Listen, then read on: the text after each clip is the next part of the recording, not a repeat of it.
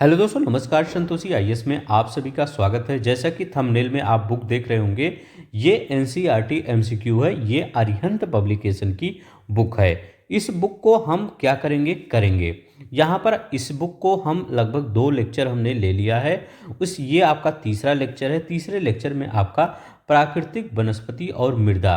मैं आप सोच रहा हूँ कि आपको डेली एनसीईआरटी एमसीक्यू के फॉर्म में करवाया जाए।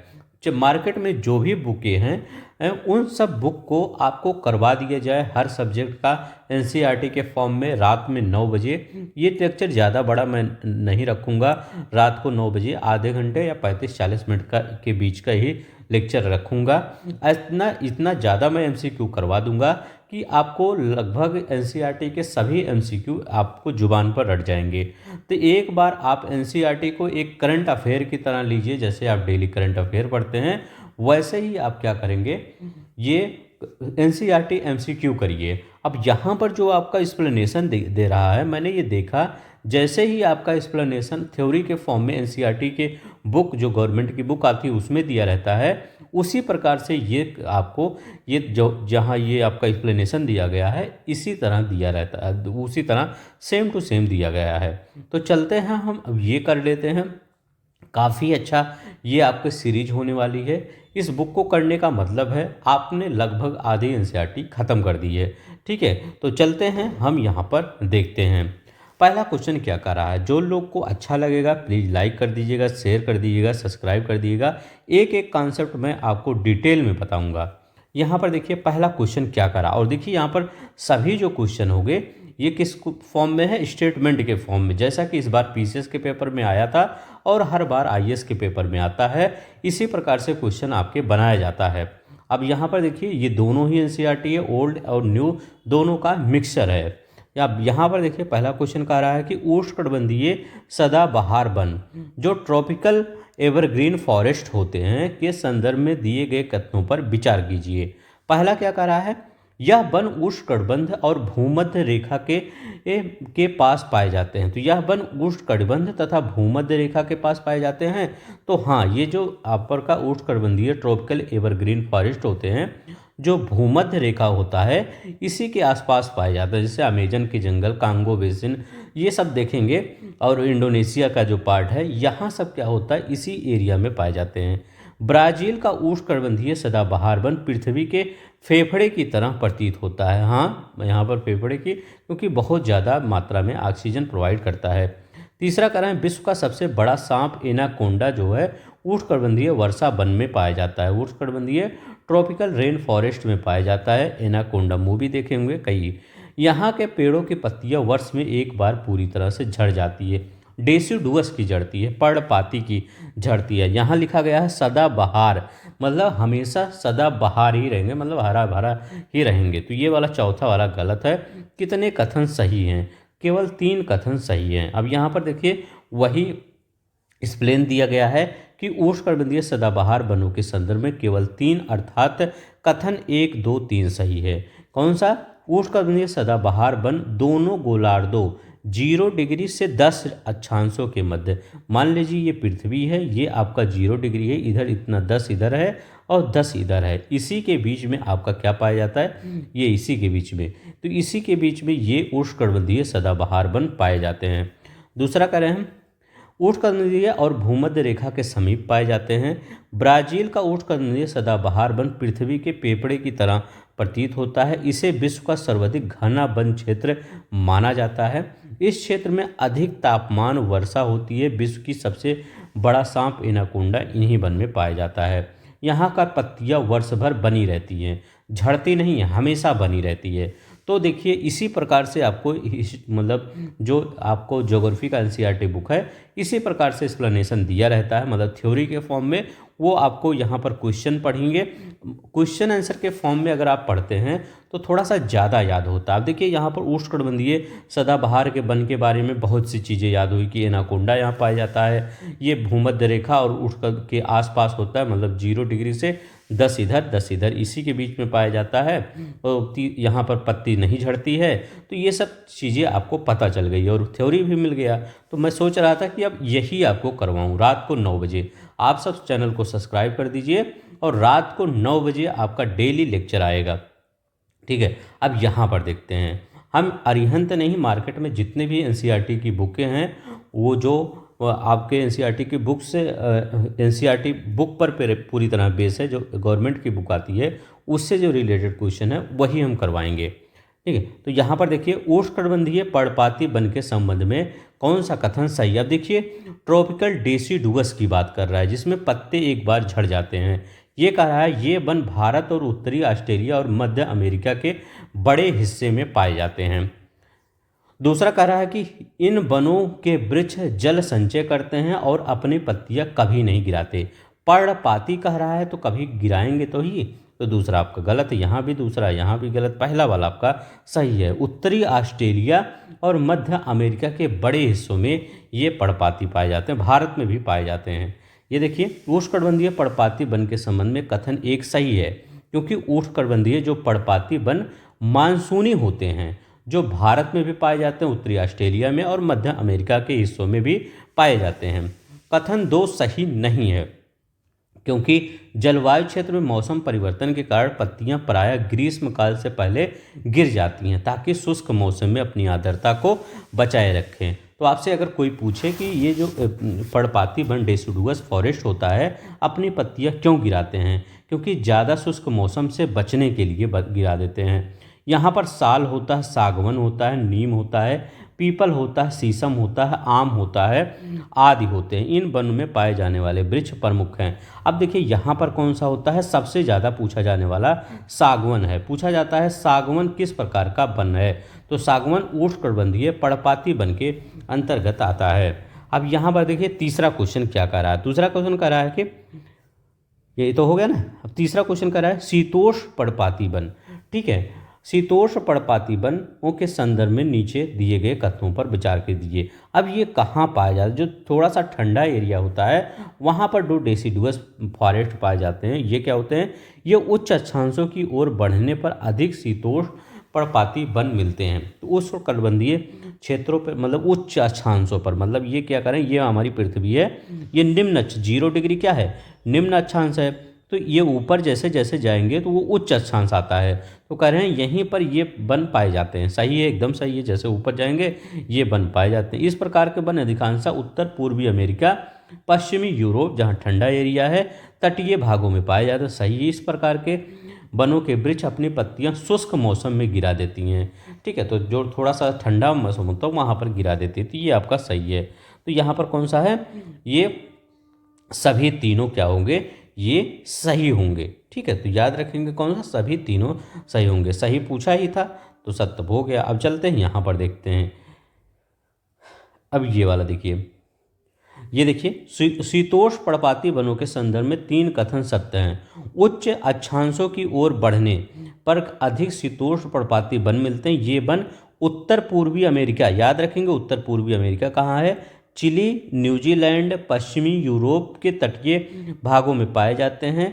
इन वनों में, इस वनों का नाम याद रखिएगा, जो आक वन है, आक वन याद रखेंगे, ये एस वन याद रखेंगे, बीच याद रखेंगे कौन सा, बीस याद रखेंगे, एक मिनट थोड़ा पतला, हाँ ये, और बीच एस बीच ये याद रखेंगे, ये वृक्ष पाए जाते हैं। ठीक है, तो इन वनों के वृक्ष अपनी पत्तियां शुष्क मौसम में गिराते हैं। इन वनों में फीजेंट और मोनाल पक्षी पाए जाते हैं। कौन कौन से, अब ये ऐसे क्वेश्चन पूछेगा कि फीजेंट और मोनाल पक्षी कहाँ पाए जाते हैं, तो फीजेंट और मोनाल पक्षी कहाँ पर, शीतोष्ण पर्णपाती वनों में पाए जाते हैं, ये याद रखेंगे। अब यहाँ पर देखते हैं किस वन, निम्नलिखित विशेषताएं किस वन प्रदेश से संबंधित है। अब यहाँ पर क्या लिखा गया है, गर्म शुष्क ग्रीष्म एवं वर्षा वाली मृदु शीत ऋतु किस वन प्रदेश से संबंधित है, ये विशेषताएं कह रहे हैं। ये कह रहे हैं गर्म शुष्क ग्रीष्म और वर्षा मृदु शीत ऋतु, वृक्षों की मोटी छाल और पत्तियों का वाष्प उत्सर्जन को रोकना, वृक्षों की मोटी छाल होती हैं। तीसरा क्या कह रहा है कि विश्व के फलोद्यान के नाम से जाना जाता है अंगूर और जैतून। जैसे ही जैतून आप देखें वैसे ही आपके दिमाग में एक स्टेटमेंट जरूर आना चाहिए। कौन सा? वो भूमध्य सागरीय, क्योंकि ये कई बार आपसे पूछा गया है। आप पेपर उठा के प्रीवियस ईयर देख लीजिए, पूछा गया है जैतून कहाँ पर पाया जाता है, तो भूमध्य सागरीय वनों के वनस्पति है जैतून। तो यहीं से आप पकड़ लीजिए ये जैतून। यहाँ फलो उद्यान मतलब फल का बगीचा के नाम से इस क्षेत्र को जाना जाता है, जहाँ पर इटली का क्षेत्र होता है, लाल सागर के ऊपर वाला क्षेत्र, ठीक है। और यहाँ वृक्षों की मोटी छाल, पत्तियों वाष्प ऊर्जन होता है। गर्म शुष्क और ग्रीष्म वर्षा मृदु शीत ऋतु ये होता है। तो ये याद रखिए भूमध्य सागरीय वनस्पति के बारे में बात कर रहे हैं। अब यहाँ पर देखते हैं भूमध्य सागरीय वन क्षेत्र संबंधित। भूमध्य सागरीय वन क्षेत्र ग्रीष्म काल में गर्म और शुष्क वर्षा वाली मृदु शीत ऋतु होती है। इस क्षेत्र में मिलने वाले वृक्षों की छालें जो होती है मोटी होती हैं, ताकि ग्रीष्म काल में वायुत्सर्जन को रोका जा सके। भूमध्य सागरीय वन क्षेत्र फलों का उद्यान भी कहलाता है, जैसे दूसरा स्टेटमेंट दिया था। यहाँ अंगूर और जैतून का उत्पादन विशेष रूप से किया जाता है। महाद्वीप के दक्षिण और पश्चिम भागों में भूमध्य सागरीय वनस्पति मिलती है। ये बहुत ही इंपॉर्टेंट है। महाद्वीप के दक्षिण और पश्चिम भाग में भूमध्य सागरीय वनस्पति, तो ये याद रखिएगा कि भूमध्य सागरीय वनस्पति कहाँ मिलती है, तो कहाँ पर? दक्षिण और पश्चिम भागों में भूमध्य सागरीय वनस्पति मिलती है। यहाँ पर वन्य जीव कम है।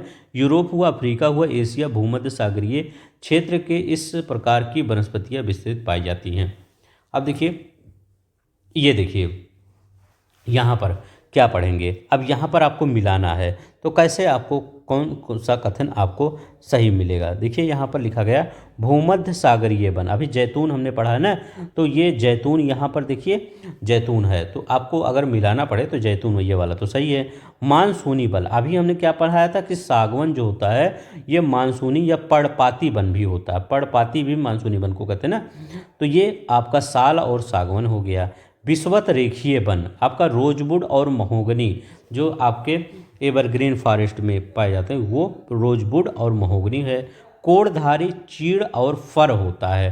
फर मतलब कोड़धारी, धारी है तो फाड़ देंगे ना, तो फाड़ देंगे ऐसे फाड़, तो ये ऐसे याद रखेंगे। कोड़धारी वन, चीड़, फर।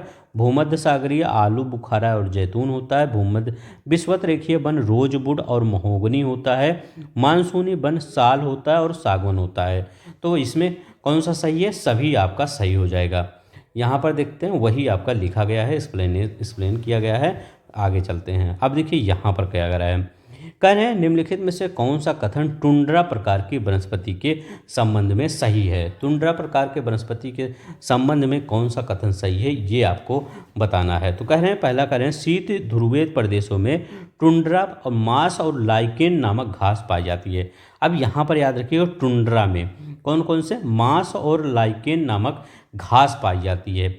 यहाँ के जानवरों के शरीर पतला और फर पतली और चमड़ी हो। कहाँ? यहाँ के जानवरों शरीर का पतला फर। अब सोचिए जहाँ ठंडी पड़ रही है वहाँ पर जानवर का फर जो मतलब उसका शरीर होगा पतला कैसे, चमड़ी पतली कैसे होगी, तो ये तो एकदम गलत हो गया।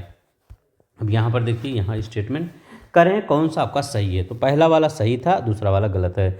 यहाँ करें शीत ध्रुवीय प्रदेशों में टुंड्रा वनस्पति में मांस और लाइकेन नामक घास पाई जाती है। कथन दो सही नहीं है, क्योंकि यहाँ के जानवरों पर ये तो सही है। ये दूसरा कथन कह रहे हैं सही नहीं, क्योंकि शरीर मोटा होता है, यहाँ पर चमड़ी मोटी होती है, ठंडी जलवायु सुरक्षित रहती है। Seal, walrus, polar bear, polar fox यहाँ पाए जाने वाले प्रमुख जानवर है। ग्रीष्मकाल अल्पकालिक होने के कारण यहाँ वनस्पतियों का विकास कम हुआ है। यह मुख्य रूप से कनाडा, रूस, अलास्का के उत्तरी भाग तथा ग्रीनलैंड के तटीय भागों में पाई जाती है। ये याद रखेंगे, ठीक है। कहाँ पर? कनाडा, रूस, अलास्का के उत्तरी भाग तथा ग्रीनलैंड के तटीय भागों में पाई जाती है। अब यहाँ पर देखते हैं सातवां क्वेश्चन क्या कर रहा है। सातवां क्वेश्चन कह रहा है कि आईएएस 2023 में यही क्वेश्चन आया है। देख लीजिए, आप खुद देख लीजिए कैसे कैसे क्वेश्चन पूछे जा रहे हैं। जो आप सिंपल क्वेश्चन पढ़ते हैं वो क्वेश्चन नहीं पूछा जाता है, इसलिए आप हमेशा कहते होंगे जो आपका ऑनलाइन पढ़ाया जाता है वो नहीं आता है। क्यों नहीं आता है? क्योंकि ऑनलाइन जो पढ़ाया जाता है वो सिर्फ व्यूज के लिए पढ़ाया जाता है। ठीक है, आप देखे होंगे जो भी टीचर आपको पढ़ाते होंगे वो उनका मेन मोटो होता है, मतलब मैं सबकी बात नहीं कर रहा हूँ कि लेकिन मैक्सिमम टीचर क्या करते हैं, अगर व्यूज नहीं आता वो टॉपिक नहीं पढ़ाते, तो वो सब व्यूज के चक्कर में क्या करते हैं, आपके जो कंटेंट के साथ कंप्रोमाइज़ कर देते हैं। तो ऐसा नहीं करना चाहिए। ठीक है, व्यूज़ तो बाद में भी आ जाएगा, लेकिन अगर आपका सिलेक्शन हो जाएगा तो ये सबसे बड़ी बात है। ठीक है, तो यहाँ पर देखिए कह रहे हैं कि उष्णकटिबंधीय वर्षा वनों की मृदा पोषक तत्वों से भरपूर होती है। पहला ऑप्शन ये कह रहे हैं। आइए 2023 का क्वेश्चन है। दूसरा कह रहे हैं उष्णकटिबंधीय वर्षा वनों में उच्च ताप और आर्द्रता के कारण मृदा में विद्यमान मृत जैव पदार्थ का द्रुत अपघटन होता है, मतलब अपघटन होता है जल्दी। तो ये कौन सा कथन आपका सही है? तो पहला वाला कथन क्या कहता है? तो पहला वाला कथन क्या सही कथन पूछ रहा है, तो पहला वाला कथन यहाँ पर गलत हो जाएगा और दूसरा वाला कथन क्या कहता है, ये सही हो जाएगा। अब देखिए इसका एक्सप्लेनेशन देते हैं। पहला वाला कथन क्यों गलत है? क्योंकि उष्णकटिबंधीय वर्षा वनों में उच्च ताप और आर्द्रता के कारण मृदा में विद्यमान मृत जैव पदार्थ की तीव्र गति से अपघटन होता है। अब यहाँ पे कह रहे हैं कि ये पहला वाला कि उष्णकटिबंधीय वर्षा वनों में मृदा पोषक तत्वों से भरपूर होती है, तो ये गलत है, जिसमें कार्बनिक पदार्थ शीघ्र ही अपघटन हो जाता है। वर्षा के कारण पोषक तत्वों का क्षय होता है। इसके बावजूद कुशल पोषक चक्रण प्रक्रियाओं के कारण ऑक्सीजोल में पोषक तत्वों की विद्यमानता रहती है। इसके अतिरिक्त उष्णकटिबंधीय वर्षा वनों में मृदा में पोषक तत्वों की कमी पाई जाती है। ये बहुत इंपॉर्टेंट है। आप ये मत सोचिएगा कि ये उष्णकटिबंधीय वर्षा वन है तो यहाँ पर पोषक तत्वों की भरपूर मात्रा होगी, नहीं। ये उष्णकटिबंधीय वर्षा वनों में क्या होता है, एक मिनट, यहाँ पर क्या होता है, यहाँ पर याद रखेंगे ये आपका पोषक तत्वों की कमी, यहाँ लिखा गया ना, पोषक तत्वों की कमी होती है जो ट्रॉपिकल रेन फॉरेस्ट है, मतलब अमेजन के अगर हम जंगल की बात करते हैं तो वहाँ पर किसकी कमी पाई जाती है, तो वहाँ पर किसकी कमी पाई जाती है, उष्णकटिबंधीय वर्षा वनों की, वो उष्णकटिबंधीय वर्षा वनों में ये पोषक तत्वों की कमी पाई जाती है। और यहाँ पर कह रहे हैं सही गए, तो ये गलत हो जाएगा आपका। ठीक है, तो ये याद रखेंगे, ये आपका स्टेटमेंट पहला वाला क्या हो जाएगा, गलत हो जाएगा। दूसरा स्टेटमेंट जो कह रहा था, यहाँ पौधे तेजी से बढ़ते हैं, मिट्टी में पोषक तत्वों को शीघ्र खा लेते हैं, क्यों कमी पाई जाती है, ये भी तो याद रखिए कि कमी यहाँ क्यों पाई जाती है, सिर्फ यही न रटिए कि कमी पाई जाती है, ये भी याद रखिए क्यों कमी पाई जाती है। क्यों? क्योंकि यहाँ पर जो पौधे होते हैं बहुत तेज़ी से बढ़ते हैं। जैसे आप देखे होंगे, ऐसे ही एज्यूम करिए, आप बरसात के दिनों में देखते होंगे आपके आसपास बहुत सारी झाड़ियाँ उग जाती हैं। क्यों? झाड़ियाँ जब उग जाती हैं तो देखते हैं, अब मतलब जैसे जब बरसात आ जाता है तो आसपास देखे होंगे बहुत सारे पेड़ पौधे उगते रहते हैं। अब आपके यहाँ 2-3 महीने बारिश होती है, वहाँ तो पूरे साल ही बारिश होती रहती है।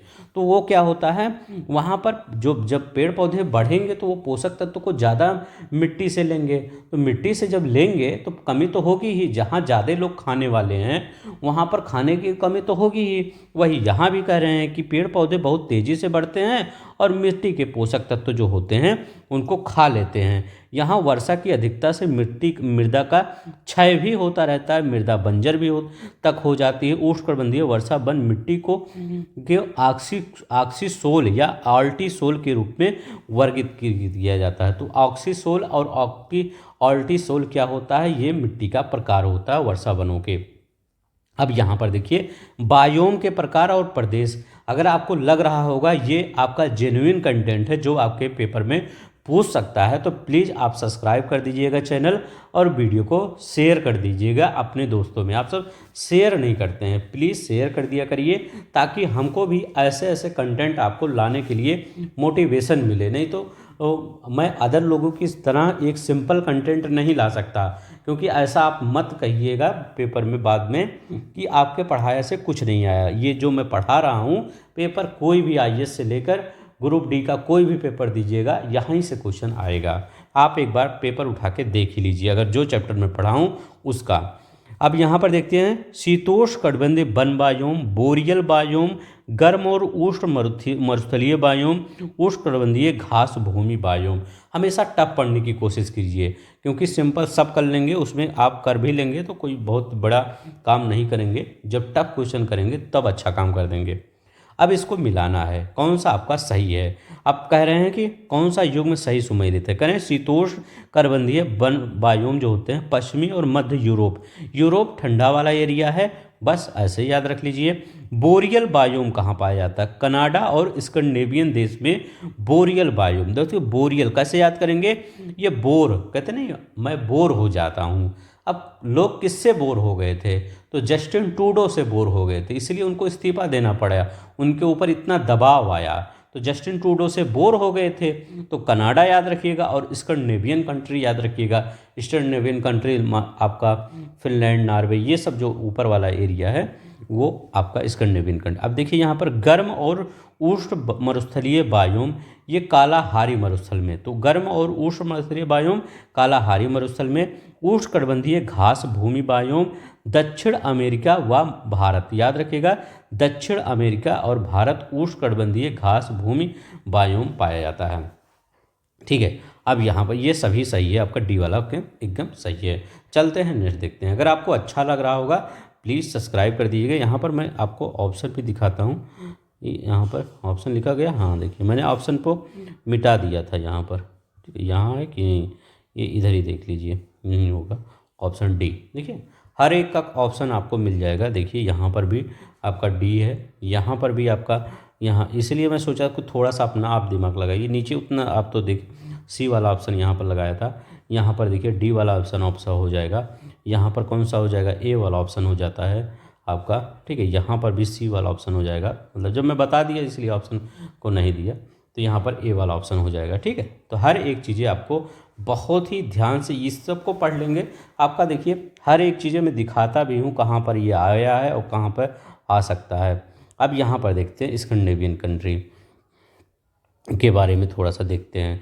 कह रहे हैं शीतोष्ण कटिबंधीय वन बायोम का विस्तार पश्चिमी और मध्य यूरोप में है, हम पढ़े हैं। बोरियल का है कनाडा में और स्कैंडिनेवियन देश में, नॉर्वे और स्वीडन में है।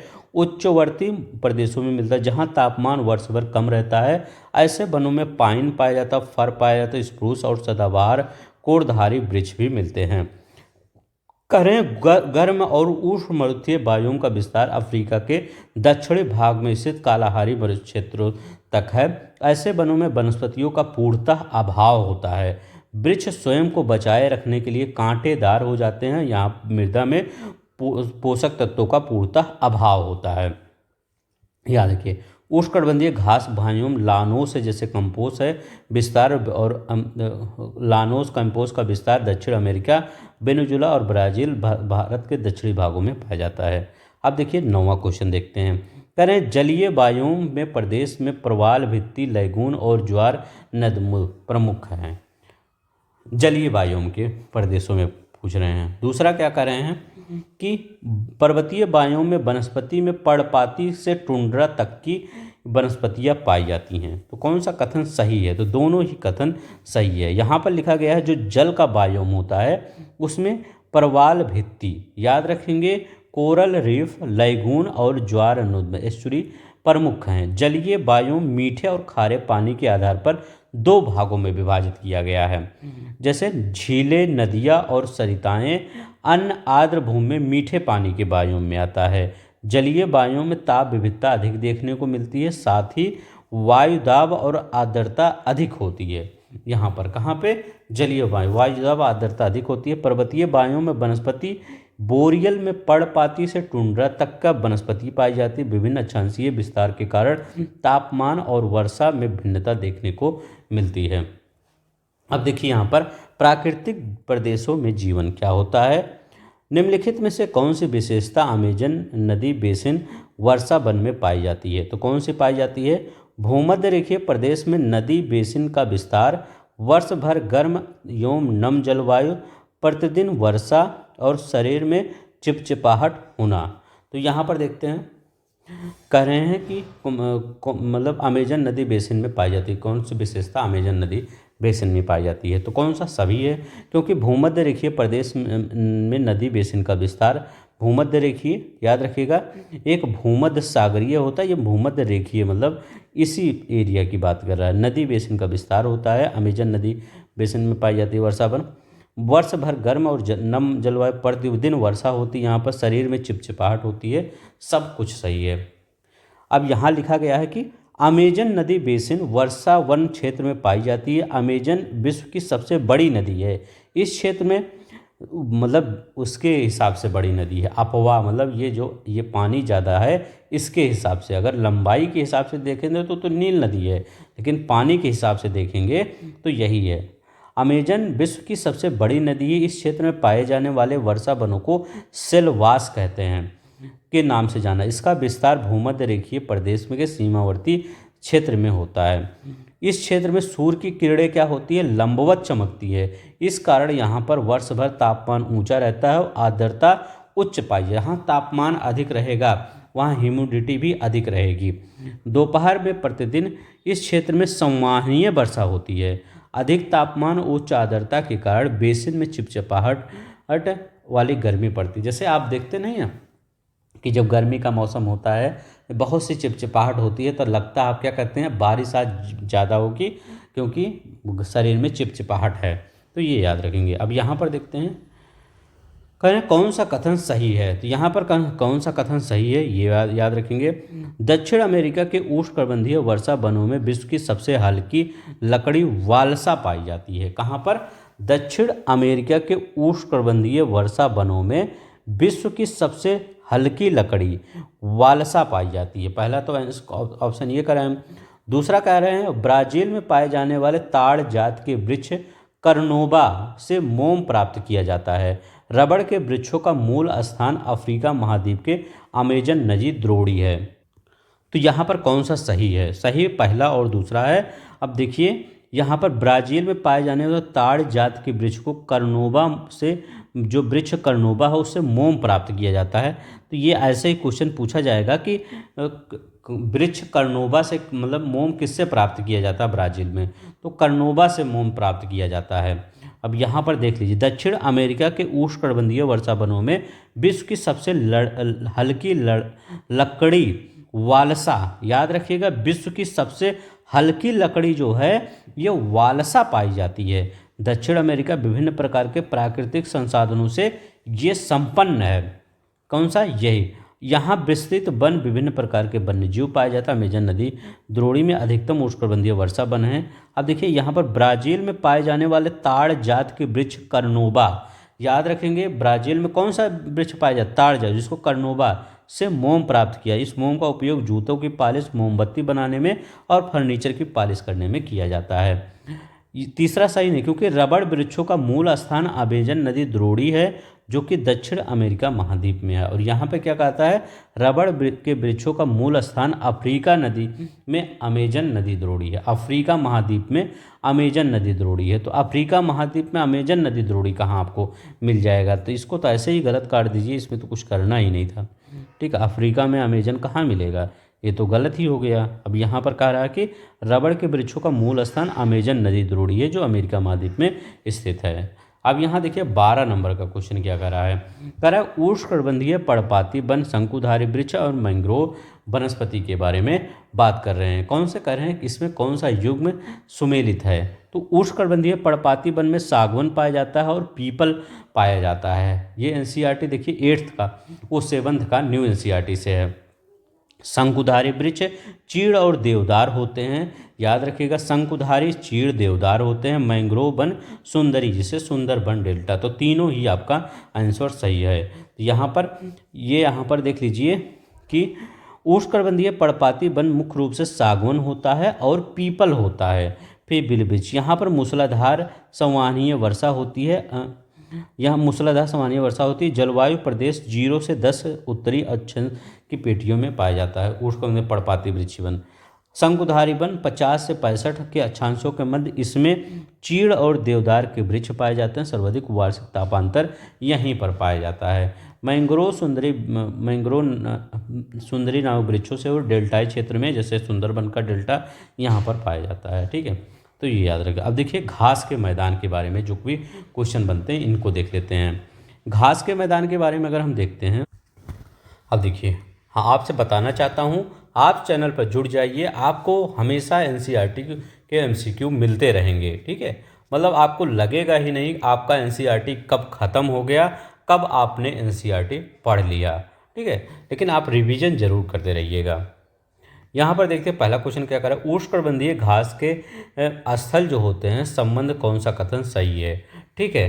तो जो ट्रॉपिकल ये ग्रासलैंड होते हैं उनके बारे में बता रहा है, या भूमध्य रेखा के दोनों ओर उष्णकटिबंधीय क्षेत्रों में पाया जाता है। तो ये क्या, ये आपका सही है? तो हाँ सही है, क्योंकि उष्ण रहा ना, गर्मी वाला तो भूमध्य रेखा के आसपास ही पाया जाएगा।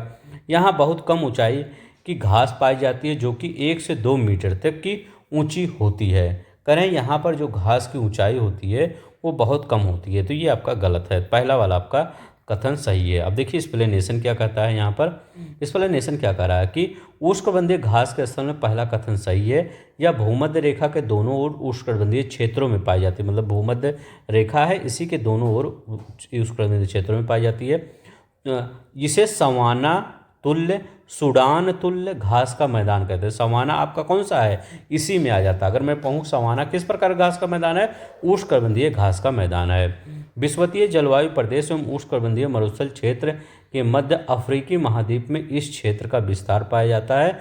यहाँ निम्न से मध्य वर्षा होती है। कथन दूसरा सही नहीं है, क्योंकि यहाँ वनस्पतियों के नाम पर घास की अधिकता देखने को मिलती है। यहाँ पर, यहीं पर, यहाँ वनस्पतियों के नाम पर घास की अधिकता देखने को मिलती है, जिसकी ऊंचाई लगभग 3 से 4 मीटर तक की होती है, जिसमें कहा था कि 1 मीटर होती है, गलत है। अब देखिए यहाँ पर शीतोष्ण घास के संबंध में कौन सा, अब देखिए अभी हमने ठंडा गर्म वाला घास के मैदान, अब ठंडे वाले एरिया में ये घास स्थल अक्षांशीय क्षेत्रों में एवं महाद्वीपीय के किनारों पर पाई। ये घास स्थल उच्च अक्षांशीय क्षेत्रों में और महाद्वीप के किनारों पर पाए जाते हैं। तो ये वो पहला कथन कह रहा है, मतलब कौन सा कथन सही नहीं है। तो यहाँ पर पहला कथन तो मुझे लग रहा गलत है। देखते हैं आगे। इन क्षेत्रों में वार्षिक वर्षा 25 से 75 सेंटीमीटर होती है। समानता जंगली भैंस, बाइसन, एंटीलोप पाए जाते हैं, ए और बी दोनों। तो यहाँ पर आपका कह रहे हैं कौन सा सही नहीं है, नहीं पूछ रहे हैं ना, तो पहला वाला आपका सही नहीं है। क्यों नहीं सही है? क्योंकि ये घास मध्य अक्षांशीय, मतलब कह रहे हैं उच्च अक्षांशों पे नहीं। आप उच्च अक्षांश कौन सा आ जाएगा? उच्च स्थान तो आप में 90 डिग्री ले सकते हैं, नॉर्थ पोल ले सकते हैं या साउथ पोल ले सकते हैं, नहीं। ये कहाँ पर, ये मध्य अक्षांश मतलब 50 से 60 है, इस सब के बीच में पाया जाता है। ऐसे क्षेत्रों महाद्वीपों आंतरिक भाग में पाए जाते हैं। ये कहाँ, महाद्वीप के आंतरिक भाग में। और यहाँ पे क्या कहा था, महाद्वीप को किनारे पर, गलत है, महाद्वीपों के आंतरिक भाग में। जैसे आपका कौन सा स्टेपी देखेंगे, ये आंतरिक भाग में पाया जाता है महाद्वीप के। घासें सामान्यतः छोटी और पौष्टिक होती हैं। इन घास स्थलीय प्रदेशों में वार्षिक वर्षा 25 सेंटीमीटर से 75 सेंटीमीटर, जो सामान्यतः जंगली भैंस, बाइसन, एंटीलोप पाए जाते हैं। गेहूं उत्पादन के लिए ये मैदान महत्वपूर्ण माने जाते हैं। स्टेपी रूस को मध्य एशिया का बास्केट ऑफ ब्रेड कहा जाता है। याद रखेंगे, ये इंपॉर्टेंट क्वेश्चन है। बास्केट ऑफ ब्रेड किसको जाना जाता है? तो स्टेपी रूस के मध्य एशिया के बास्केट ऑफ ब्रेड के नाम से जाना जाता है। इस शीतोष्ण युक्त घास के मैदानी भाग महाद्वीप के उत्तर पूर्वी भाग में विस्तृत है। ये याद रखेंगे। नेक्स्ट देखते हैं। अब इसको मिलाना है, सही सुमेलित करना है। तो सही सुमेलित करिए, कौन सा आपका सही है, कौन सा आपका गलत है। तो लानोस कहाँ पाया जाता है? तो लानोस वेनेजुला में हम पढ़े थे, दक्षिण अमेरिका में पाया जाता है। स्टेपी अभी हमने पढ़ के बताया है कि स्टेपी कहाँ पाया जाता है, यूरोप में स्टेपी पाया जाता है। प्रेरीज सब प्रेयर करते हैं अमेरिका से, उत्तरी अमेरिका से, ये याद रखेंगे। बेल्ड, तो बेल्ट आपका अफ्रीका से पाया जाता है, तो एकदम सही है। तो कौन सा इसमें सही हो जाएगा? तो यहाँ पर कौन सा सही हो जाएगा? ए वाला सही हो जाएगा। अब देखिए वही आपका एक्सप्लेनेशन दिया है। अब यहाँ पर देखते हैं, मृदा निर्माण की प्रक्रिया के संबंध में निम्नलिखित कथनों पर विचार कीजिए। कह रहे हैं कि ये देखिए ओल्ड एनसीईआरटी क्लास 10th का है, तमिलनाडु बोर्ड में भी आया है। कह रहे हैं मृदा निर्माण एक गत्यात्मक प्रक्रिया जिसमें रासायनिक, भौतिक और जैविक क्रियाएं चलती हैं। तो मृदा निर्माण में ये मतलब पहला ऑप्शन का कि ये कह रहा है। दूसरा क्या कह रहा है? कह रहे हैं कथनों पर विचार कीजिए, अभी देखते हैं।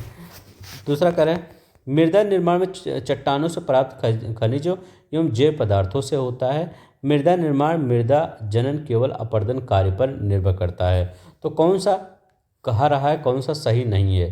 तो यहाँ पर नहीं है, तो यहाँ तीसरा आपका सही नहीं है। पहला वाला भी आपका सही है, क्योंकि मृदा का निर्माण रासायनिक, भौतिक और जैविक क्रियाओं से होता है, ये याद रखेंगे। दूसरा कह रहा है कि मृदा का निर्माण चट्टानों से प्राप्त एवं जैव पदार्थों से होता है, ये भी सही है। अब केवल अपरदन से होता है, तो ये तो गलत ही है। ये देखिए, अब यहाँ पर लिखा गया है मृदा जनन केवल अपरदन पर नहीं करता है, बल्कि यह अपक्षय भी करता है। जैविक गतिविधियाँ भी होती है, ह्यूमस का निर्माण भी होता है, खनिजीकरण होता है, लिंचिंग होता है, मिट्टी प्रोफाइल भी होता है, और विकास और असमय और पर्यावरणीय कारण भी निर्भर करता है। मृदा का निर्माण जनन शैलों द्वारा ही होता है। किसके द्वारा? मृदा का निर्माण जनन शैलों द्वारा होता है, परंतु इसमें सभी क्रियाओं की भूमिका महत्वपूर्ण होती है। अब देखिए, एक और दो कथन सही। मृदा निर्माण एक गत्यात्मक प्रणाली प्रक्रिया, इसमें रासायनिक, भौतिक और जैविक क्रियाएं साथ चलती हैं। मृदा में खनिजों की मात्रा विद्यमान होती है, वह चट्टानों में उपलब्ध पदार्थों और खनिजों के कारण होती है।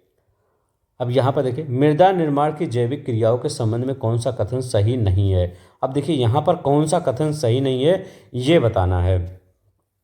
तो ये पहला क्या कर रहा है ऑप्शन क्वेश्चन, कह रहा है आर्द्र, उष्ण और भूमध्य रेखीय जलवायु में बैक्टीरियल वृद्धि व क्रियाएं सघन होती है, जिसमें मृदा में ह्यूमस की मात्रा कम पाई जाती है। सही नहीं है, तो ये तो ह्यूमस की मात्रा कम पाई जाती है, सही नहीं है ना। तो हाँ, ये तो आपका सही लग रहा है।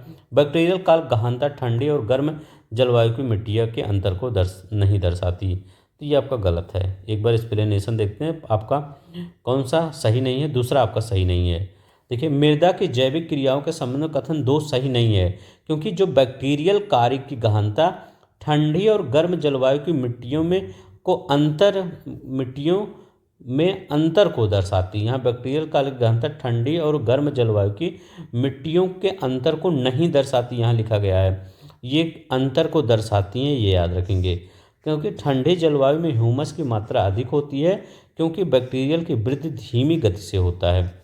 ठंडी जलवायु में ह्यूमस की मात्रा अधिक होती है, क्यों?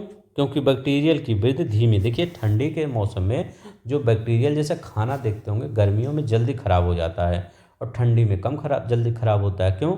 गर्मियों में बैक्टीरिया की जो वृद्धि होती है बहुत तेज़ी से होता है। हमेशा देखते नहीं है, खाने वाला सामान गर्मियों में फ्रिज में रख दिया जाता है। क्यों? ताकि वो खाने की जो खराब होने की गति है उसको स्लो किया जाए। हमेशा ये मत सोचिएगा कि फ्रिज में रख देंगे तो खराब नहीं होगा। फ्रिज में भी रख देंगे तो वो मतलब जैसे 2-3 दिन में ख़राब हो रहा तो वो 1-2 हफ्ते चल जाएगा बस, लेकिन वो ख़राब होगा ज़रूर। सिर्फ उसकी प्रोसेस स्लो हो जाता है। जो बैक्टीरियल क्रियाएं होती हैं उसका प्रोसेस वही मिट्टियों में भी होता है, उसकी प्रोसेस स्लो हो जाती है। यही तो करा है। ठंडी जलवायु में ह्यूमस की मात्रा अधिक होती है, क्योंकि बैक्टीरियल की वृद्धि धीमी गति से होती है। क्यों ह्यूमस की मात्रा अधिक होगी? क्यों? क्योंकि बैक्टीरियल की वृद्धि धीमी गति से होती है। आर्द्र होता, उष्ण होता, भूमध्य जलवायु बैक्टीरियल वृद्धि की क्रियाएं सघन होती है। मृत वनस्पति शीघ्रता आकृत हो जाता है, इसमें मृदा में ह्यूमस की मात्रा कम रह जाती है। अब देखिए, सॉइल प्रोफाइल कहते हैं। अब करें पहला ऑप्शन करें, मृदा परिच्छेदिका में वास्तविक मृदा सबसे ऊपर, उसके नीचे उपमृदा, सबसे नीचे आधारी चट्टानें पाई जाती हैं। अब यहाँ पर देखते हैं, करें मृदा परिच्छेदिका में वास्तविक मृदा सबसे ऊपर होता है, तो यहाँ पर कह रहे हैं वास्तविक मृदा सबसे ऊपर होता है। दूसरे कह रहे हैं उसके नीचे उपमृदा होती है, कह रहे हैं उसके नीचे उपमृदा तथा सबसे नीचे आधारी चट्टानें, सबसे नीचे आधारी चट्टानें पाई जाती हैं। पहला क्वेश्चन ये ऑप्शन ये कह रहा है, तो एकदम आपका सही हो रहा है। ये आपका ऑप्शन एकदम सही हो रहा है। कौन सा कितने कथन सही नहीं है? तभी देखते हैं दूसरा कथन क्या कर रहा है। उपमृदा मुख्य रूप से बालू, गाद और किले से मुक्त होती है। देखिए, उपमृदा जो होती है वो बालू से होती है, गाद से होती है, किले से मुक्त नहीं होती, बल्कि इन्हीं से तो ये बनी होती है। तो ये आपका ये वाला ऑप्शन गलत है। तो कितने कथन सही नहीं है? तो एक कथन तो आपका मिल गया, ये सही नहीं है ये वाला कथन। दूसरा कह रहा है कथन क्या कह रहा है, भौतिक और रासायनिक संगठन और जैविक अंश के आधार पर मृदा का प्रत्येक संस्तर दूसरे से भिन्न होता है। मतलब मृदा में कई संस्तर होते हैं ना, तो एक संस्तर हमेशा दूसरे से भिन्न ही पाया जाता है। तो यहाँ पर कौन सा सही नहीं, कितने कथन गलत हैं, तो एक कथन गलत है, केवल एक कथन, दूसरा वाला गलत है। मुक्त नहीं होता, होता ही है, और सब आपका सही है। तो अगर सॉइल प्रोफाइल पूछे तो ये बता दीजिएगा, सबसे ऊपर वास्तविक, नीचे सब सॉइल होती है, और सबसे नीचे आधारी चट्टानें होती हैं। ठीक है, ये पहला वाला मृदा परिचय का है। अब यहाँ पर देखते हैं, यहाँ पर देखते हैं मृदा के संबंध में निम्नलिखित कथनों पर कौन सा कथन असत्य है। असत्य कथन बताइए यहाँ पर।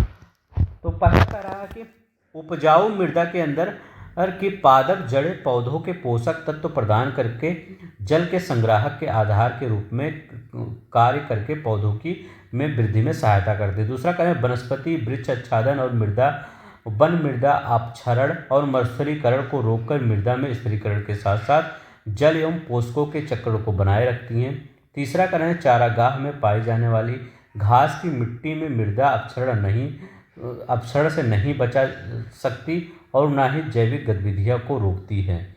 तो यहाँ पर करें कौन सा कथन असत्य है, तो ये तीसरा वाला असत्य है, और सब आपका सही है। ये भी सही है या ये भी सही है। अब देखिए क्या है, तीसरा क्यों असत्य है, क्योंकि चारागाह में पाई जाने वाली घास की जो वनस्पतियाँ को होता है अपक्षरण से बचा सकती हैं, मतलब जो अपक्षय होता है, जैविक गतिविधियों को रोकती हैं। ये पहला आपका असत्य है। दूसरा, पहला और दूसरा सत्य क्यों है, उपजाऊ मृदा के अंदर पादप जड़ें पौधों को पोषक तत्व प्रदान करके संग्राहक और आधार के रूप में कार्य करके पौधों की वृद्धि में सहायता करती है। साथ ही वनस्पतीय मृदा के अपक्षरण और मर्सरीकरण को रोककर मृदा में स्थिरीकरण के साथ जल के व पोषकों के चक्र को बनाए रखती हैं। तो ये भी सही है, पहला दूसरा। 20 वाला क्वेश्चन क्या कर रहा है, बलुई मृदा, चिकनी मिट्टी, दोमट मिट्टी, कह रहे हैं कौन सा आपका यहाँ पर सही है। अब देखिए सही पूछ रहे हैं ना, कह रहे हैं बलुई मिट्टी, बालू के कणों का अनुपात अधिक होता है। बलुई मिट्टी में बालू के कणों का अनुपात तो अधिक तो होगा ही, तो एकदम सही है। चिकनी मिट्टी, मृतिका और बालू के कण का समान अनुपात होता है, तो ये गलत होता है। मृतिका और बालू के कण का समान अनुपात होता है, तो दूसरा वाला एक्सप्लेनेशन कहाँ है, यहाँ कहा है, क्योंकि चिकनी मिट्टी में मृतिका और बालू के कण अनुपात समान नहीं होता है, बल्कि इसमें मृतिका की मात्रा अधिक होती है एवं बालू के कण कम पाए जाते हैं। तो दूसरा वाला क्या है, चिकनी मिट्टी में बालू के कण कम पाए जाते हैं, इसकी संख्या ज़्यादा होती है, इसकी कम होती है, ये याद रखेंगे। दोमट का बालू, गाद और मृतिका के समान अनुपात होता है, तो बालू हुआ, गाद हुआ और मृतिका का समान अनुपात होता है दोमट में, तो ये वाला ऑप्शन आपका सही हो जाएगा, बी वाला। नेक्स्ट देखते हैं ये वाला क्वेश्चन का, निम्नलिखित कथनों पर लेटराइट मिट्टी के विषय में कौन सा कथन सही है। कहें लेटराइट की मिट्टी जो होती है उसके विषय में कौन सा कथन आपका यहाँ पर सही है। तो कह रहे हैं कि यह मिट्टी उच्च तापमान और भारी वर्षा वाले क्षेत्रों में विकसित होती है, एकदम सही है। कहें इस मिट्टी में लौह ऑक्साइड और एल्युमिनियम की कमी पाई जाती है, तो यहाँ पर ये वाला आपका कौन सा कथन सही है, पहला सही है, दूसरा गलत है। तो पहला आप देखिए ये वाला एक्सप्लेनेशन हम देखते हैं। दूसरा करें इसमें लेटराइट में लौह ऑक्साइड और पोटास की बहुलता होती है, इस मिट्टी की उर्वरता कम होती है, लौह ऑक्साइड के कारण मृदा का रंग लाल होता है, ये याद रखिएगा। लेटराइट का निर्माण मानसूनी जलवायु की आर्द्रता और शुष्कता के क्रमिक परिणाम स्वरूप उच्च तापमान और भारी वर्षा वाले क्षेत्रों में होता है। इसमें आयरन और सिलिका की बहुलता होती है, किसकी, आयरन और सिलिका की बहुलता होती है। यहाँ पर क्या कहा था, लौह ऑक्साइड एल्युमिनियम की कमी पाई जाती है, तो लौह ऑक्साइड की कमी नहीं पाई जाती, यही तो सबसे ज़्यादा होता है। अब ये यहाँ पर देखिए 22 नंबर का क्वेश्चन, 22 नंबर का क्वेश्चन में कह रहा है ह्यूमस युक्त मिट्टी का रंग काला और गाढ़ा भूरा होता है, जो ह्यूमस युक्त मिट्टी होती है, तो ये एकदम सही है। यहाँ पर क्या पढ़ा है, असत्य कथन पूछा है, तो यहाँ तो आपको नहीं मिला। ये ह्यूमस युक्त जो मिट्टी होता है उसका रंग काला और गाढ़ा और भूरा होता है, एकदम सही है। दूसरा कह रहा है जिस मिट्टी में चूने की मात्रा कम होती है उसे क्षारीय और जिसमें चूने की मात्रा अधिक होता है उसमें अम्लीय। अब यहाँ दूसरा वाला एक्सप्लेनेशन कर रहा है, क्योंकि जिस मिट्टी में चूने की मात्रा कम होती है ये मिट्टी है, और यहाँ पर क्या है, चूने की मात्रा क्या होती है, लाइम का मात्रा कह रहे हैं कम होती, जब ये चूने की मात्रा कम हो जाएगी, जिस मिट्टी में चूने की मात्रा कम होती है उसे अम्लीय कहते हैं, ठीक है, अम्लीय। और जिसमें चूने की मात्रा अधिक होती है उसे क्या कहते हैं, क्षारीय। अब इसमें क्या कर रहे हैं, जिसमें क्षारीय तथा जिसमें अधिक होते हैं उसे अम्लीय, तो ये गलत है। आज से अल्प याद रखेंगे, अल्प मतलब चूना अल्प होगा तो वो क्या हो जाएगी, अम्लीय हो जाएगी, जिसमें चूना ज़्यादा होगा वो क्षारीय हो, अल्प से याद रख लेंगे। तो यहाँ पर कौन सा कथन सही हो जाएगा, असत्य पूछा था तो बी वाला असत्य है, तो यहाँ पर ये वाला आंसर सही हो जाए। देखिए यहाँ पर करेंगे, अब देखिए सही उत्तर का चयन करना है। मरुभूमियों में मिट्टी के समशीतोष्ण क्षेत्रों में धूसर रंग की तथा उष्ण क्षेत्रों में लाल रंग की होती हैं। यह क्षेत्र सबसे कम तापमान और सबसे कम वाष्पीकरण वाले होते हैं तथा ह्यूमस से परिपूर्ण होते हैं। तो यहाँ पर कौन सा आपका कथन सही कह रहा है, बताइए कौन सा कथन सही कह रहा है। तो पहला वाला हमको कथन सही लग रहा है। यहाँ पहला वाला कह रहे हैं मरुभूमियों में मिट्टी समशीतोष्ण क्षेत्रों में धूसर रंग की तथा उष्ण क्षेत्रों में लाल रंग की होती है। ये क्षेत्र कम वर्षा वाले होते हैं, उच्च तापमान अधिक वाष्पीकरण वाले होते हैं, किंतु इन क्षेत्रों में मृदा वनस्पति की कमी के कारण ह्यूमस का अभाव होता है। तो यही होता है तो था। यहाँ करें यह क्षेत्र कम तापमान सबसे कम वाष्पीकरण, तो ये क्षेत्र अधिक तापमान उच्च तापमान, तो ये दूसरा वाला गलत है। तो आपका ए सही है, आर गलत है। तो यहाँ पर ए सही है, आर गलत है, ये सी वाला आंसर सही हो जाएगा। यहाँ पेडलफर मिट्टी क्या होता है, पेडलफर मिट्टी आपको याद रखेंगे, ये कौन सा कथन सही है। पेडलफर मिट्टी क्या होता है, इसमें बताना है कौन सा कथन सही है। का यह मिट्टी अम्लीय, अनुपजाऊ और कृषि के लिए कम उपजाऊ होती है। अम्लीय होती है मतलब इसमें अम्लीय हो जाएगा तो क्या होगा, अभी हमने चूना वाला बताया था कि अगर चूने की मात्रा कम होगी, ठीक है, जिसमें चूने मतलब चूने की जो मात्रा होगी अधिक होगी वो क्या होगी, क्षारीय होगी, जिसमें चूने की मात्रा कम होगी वो अम्लीय होगी। तो इसमें क्या होता है, अम्लीय अनुपजाऊ होती है, कृषि के लिए कम उपजाऊ होती है, एकदम आपका सही है। डेयरी उद्योग मिश्रित कृषि के लिए यह मृदा उपयोगी होती है। उच्च स्थानों में तापमान आर्द्र और मौसमी दशा वाले क्षेत्रों में काले रंग के पेडलफर मिट्टी मिलती है। ये वाला तीसरा वाला आपका कथन तो गलत लग रहा है।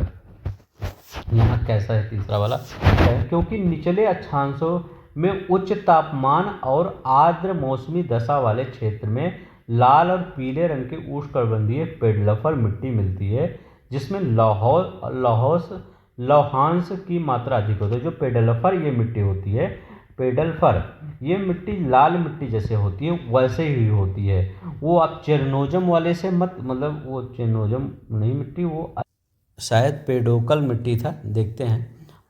अब ये इसके बारे में याद रखिएगा। अब ये तो ऊपर ही बताए थे, पश्चिमी यूरोप, उत्तर पूर्वी संयुक्त राज्य अमेरिका पतझड़ वाले वनों में ये पाया जाता है। तो तीसरा वाला आपका गलत है, ये याद रखिएगा। ये पेडोलफर जो मिट्टी होती है लाल रंग के मिट्टी की तरह होती है। पेडोकल मिट्टी क्या होती है, पेडोकल मिट्टी विश्व में शुष्क, अर्ध शुष्क और उपाद्र क्षेत्रों में पेडोकल श्रेणी की मिट्टी पाई जाती है। इसमें कैल्शियम और खनिज लवण की मात्रा अधिक होती है। अधिक वाष्पीकरण के कारण इस मिट्टी में घुलनशील खनिज जल के साथ नीचे से ऊपर आते हैं। कौन सा सही है, करें उपर्युक्त सभी, तो ये आपका सभी आपका सही है। अब पेडोकल मिट्टी के बारे में याद रख लें, पेडोकल मिट्टी के संबंध दिए गए कथन सही हैं, क्योंकि विश्व के शुष्क और अर्धशुष्क उपाद्र क्षेत्रों में पेडोकल मिट्टी पाई जाती है। इस मिट्टी में कैल्शियम लवण की मात्रा अधिक पाई जाती है। अधिक वाष्पीकरण के कारण इस मिट्टी के घुलनशील खनिज जल के साथ नीचे से ऊपर आते हैं। स्टेपी और प्रेरी क्षेत्रों में इस प्रकार की मृदा का विस्तार अधिक पाया जाता है। सरनोजम जिसको चेरनोजम कहते हैं, ठीक है। अच्छा, अभी ये जो मिट्टी बता रहे थे पेडोकल मिट्टी, इसी श्रेणी की उपयुक्त मिट्टी मानी जाती है। इस मिट्टी की उपजाऊ होती है और वर्षों तक प्रयोग के बावजूद भी इसकी उर्वरता कम नहीं होती है। तो पेडोकल मिट्टी, अच्छा यही चेरनोजम मिट्टी की बात कर रहे थे, ठीक है। तो यही आपके एक बार ध्यान से पढ़िएगा, बहुत इंपॉर्टेंट है ये चेरनोजम मिट्टी। एक बार मैं फिर से पढ़ देता हूँ ताकि आपको थोड़ा सा और डिटेल में बता देता हूँ, समझ में आ जाए। कह रहे हैं जो चेरनोजम मिट्टी के मतलब पेडुकल मिट्टी के संबंध में कथन सही है। ये विश्व के शुष्क वाले क्षेत्र में अर्धशुष्क और उपाद्र क्षेत्रों में पेडुकल श्रेणी की मिट्टी पाई जाती है। इस मिट्टी में कैल्शियम, कौन सा, कैल्शियम और लवण की मात्रा अधिक पाई जाती है। अधिक वाष्पीकरण के कारण इस मिट्टी में घुलनशील जल के साथ नीचे ऊपर आ जाती है। यही कई बार पूछा गया है कि चेरनोजम मिट्टी में किसकी अधिकता कैल्शियम और लवण की मात्रा अधिक पाई जाती है। स्टेपी और प्रेरी में इस प्रकार की मृदा का विस्तार अधिक है। तो अब ये पूछा जा सकता है कि घास का मैदान नहीं पूछा जाएगा, तो यही पूछा जाएगा कि स्टेपी और प्रेरी में किस प्रकार की मृदा का विस्तार अधिक है, तो इसी चेरनोजम मिट्टी के। सरनोजम या चेरनोजम श्रेणी के उपयुक्त मिट्टी मानी जाती है। इस मिट्टी की उपजाऊ होती है और वर्षों में के बावजूद इसकी उर्वरता कम नहीं होती है। 26 नंबर का क्वेश्चन देखते हैं। मृदा अपरदन और छेड़ता मृदा के लिए खतरे हैं। मृदा के निम्नीकरण का सहायक कारक के रूप में बाढ़ और भूस्खलन, चट्टान मृदा क्षति को रोकने में सहायक होते हैं। तो यहाँ पर कौन सा कथन कर रहे हैं, कथन असत्य है। तो ये यहाँ पर कह रहे हैं मृदा में निम्नीकरण के सहायक कारक के रूप में बाढ़ और भूस्खलन। ये तो गलत ही है ना, ये तो एकदम गलत है। वैसे भी आप देख लीजिए क्या बाढ़ और भूस्खलन सहायक होते हैं मृदा के, मतलब मृदा के निम्नीकरण के सहायक कारक को, मुख्य रूप सहायक कारक थोड़ी होते हैं। ये कह रहे हैं असत्य दूसरा है, क्योंकि बाढ़ और भूस्खलन मृदा में निम्नीकरण में सहायक की भूमिका नहीं निभाते हैं, बल्कि ये निम्नीकरण सक्रिय भूमिका निभाते हैं, मतलब उसको और तेज कर देते हैं। जो आच्छादन होता है मिट्टी का भूस्खलन मतलब एक स्थान दूसरे स्थान पर, ये बाढ़ वोढ़ ही करते हैं ना। 1 और 3 सही है। मृदा अपरदन छेड़ता मृदा के लिए खतरे हैं, क्योंकि इस मृदा में गुणात्मक और नकारात्मक प्रभाव पड़ता है। मानवीय प्राकृतिक दोनों कारकों में मृदा निम्नीकरण हो सकता है। चट्टान बांध जल प्रवाह को कम करने हेतु बनाए जाते हैं, नालियों की रक्षा करते हैं और मृदा क्षति को रोकते हैं।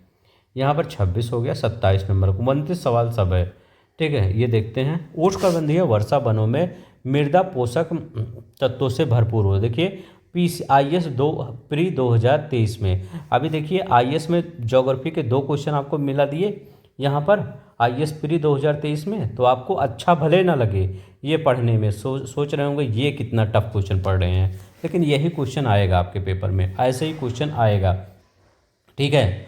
अब इसी टाइप का क्वेश्चन आएगा। अब इस क्वेश्चन को पढ़िए, चाहे वो जो आप सिंपल पढ़ते हैं वो वाला पढ़िए, वो आपको अच्छा लगेगा, ये अच्छा नहीं लगेगा, ठीक है। मैं नहीं कह रहा हूँ, मैं ही जो पढ़ा रहा हूँ यहीं पढ़िए, जहाँ भी इस टाइप के कंटेंट मिले आप वहीं पढ़िए, लेकिन जेन्युइन कंटेंट पढ़िए, ताकि आपका फ़ायदा हो सके, आपका सिलेक्शन हो सके। आपको मनोरंजन के लिए कोई बुक नहीं पढ़ना रहता, ठीक है। अब यहाँ पर कह रहे हैं कि उष्णकटिबंधीय वर्षा वनों में मृदा पोषक तत्व भरपूर होती है। अभी हमने ऊपर क्या बताया था कि जो उष्णकटिबंधीय वर्षा वनों में होगा वहाँ मृदा पोषक तत्व भरपूर होंगे, कैसे, ये बताइए कैसे हो सकते हैं। क्योंकि वहाँ पर पेड़ जल्दी जल्दी बढ़ते हैं। अब मृदा के जो पोषक तत्व हैं वो हमेशा बहुत जल्दी जल्दी नीचे से पोषक तत्व खींच लेते हैं, तो वहाँ हमेशा कमी हो जाती है। हमने बताया था ना, जहाँ ज़्यादा लोग खाने वाले हैं वहाँ खाने की कमी तो होगी। बस ये तो आपको वैसे ही गलत है। IS प्री का क्वेश्चन देखिए कितना आराम से कर दिए आप। दूसरा कह रहे हैं कि अब यहाँ पर एक तो गलत हो गया, एक तो यहाँ ये वाला आपका एक सही है, ये गलत हो गया। एक कथन दोनों सही है, ये भी गलत हो गया। 1 और 2 दोनों सही है, ये भी गलत हो गया। आपका तो आंसर ही मिल गया। आपका देखिए आंसर आपका D वाला मिल गया, क्योंकि यहाँ पर कह रहा है पहला वाला गलत है, तो यहाँ दोनों सही कह रहा है, तो ये भी दो गलत हो गया, ये भी गलत हो गया। इस टाइप का क्वेश्चन अगर एक क्वेश्चन आपको आ रहा है तो आपका पूरी तरह से क्वेश्चन आ जाता है। देखिए D वाला कैसे, अगर आपको अच्छा लग रहा होगा प्लीज़ लाइक शेयर सब्सक्राइब कर दीजिएगा। दूसरा कह रहा है उष्णकटिबंधीय वर्षा वनों में उच्च ताप और आर्द्रता के कारण मृदा में विद्यमान मृत जैव पदार्थ द्रुत अपघटन होता है, ठीक है। तो बहुत जल्दी अपघटन होता है ना, तो दूसरा सही है, दूसरा सही है। ये देखिए शीघ्र, द्रुत मतलब शीघ्र अपघटन, यहाँ द्रुत लिखा गया है। द्रुत मतलब बहुत क्विक वो उसका डिपोजिशन होता है, तो अपघटन होता है बस। अब देखिए ऑक्सीसोल होता है, जो अभी ऊपर ही पढ़े हैं, ये तो वही है आपका दिया गया। ऑक्सीसोल ऑल्टीसोल क्या होता है, तो यही उष्णकटिबंधीय वर्षा वनों की जो मिट्टी है इसी को डिवाइड किया गया है। अब देखिए मल्च बनाना, समुच्चय जुताई, रक्षक मेखलाएँ, वेदिका फॉर्म, समुच्चय रेखीय रोधिकाएँ मृदा संरक्षण की। क्लास कौन सी है, 8th की है, न्यू NCERT की है। तो ये बताइए यहाँ पर आपका कौन सा डी वाला आपका सही होगा। जैसे मल्च बनाना हुआ, वेदिका फार्म हुआ, वेदिका कृषि, समुच्चय रेखीय कृषि, मतलब ऐसे ऐसे जो कृषि होता है सीढ़ी नुमा, समोच्च रोधिका निर्माण करना, रक्षक मेखला निर्माण करना, मृदा संरक्षण की तकनीकी क्रिया विधियाँ मानी जाती है। मतलब इसको क्या कहते हैं, मृदा को संरक्षित किया जाता है इसकी सहायता से, ठीक है। बल्कि मृदा निम्नीकरण को रोकने में सहायता करती है, साथ ही उर्वरता को भी बनाए रखती है। इससे क्या होता है, जो पोषक तत्व होते हैं बारिश के साथ नहीं ज़्यादा बह पाते, क्योंकि सीढ़ी नुमा बनाया जाता है, तो सीढ़ी नुमा में जल्दी नहीं बह पाते। अब यहाँ पर देखते हैं, केचुए खेती के लिए अच्छे नहीं है, तो ये तो पहला वाला तो गलत ही हो गया। क्या हो गया, पहला वाला गलत हो गया। जहाँ ए सही है वहाँ तो गलत ही काट दी, ये भी सही है, गलत ये भी, ए भी, अब ये वाला आपका सही हो जाएगा। ठीक है, ये वाला क्वेश्चन ऐसे क्या करिए, अगर पहला आपको आ रहा है कि केचुआ खेती के लिए अच्छा, केचुआ तो दोस्त होता है किसानों का, ये कैसे नहीं हो सकता। दूसरा कारण, केचुआ मिट्टी के महीन कणों को परिवर्तित करके इसको नरम बना देते हैं, तो जब नरम बनाएंगे तभी तो अच्छे हैं।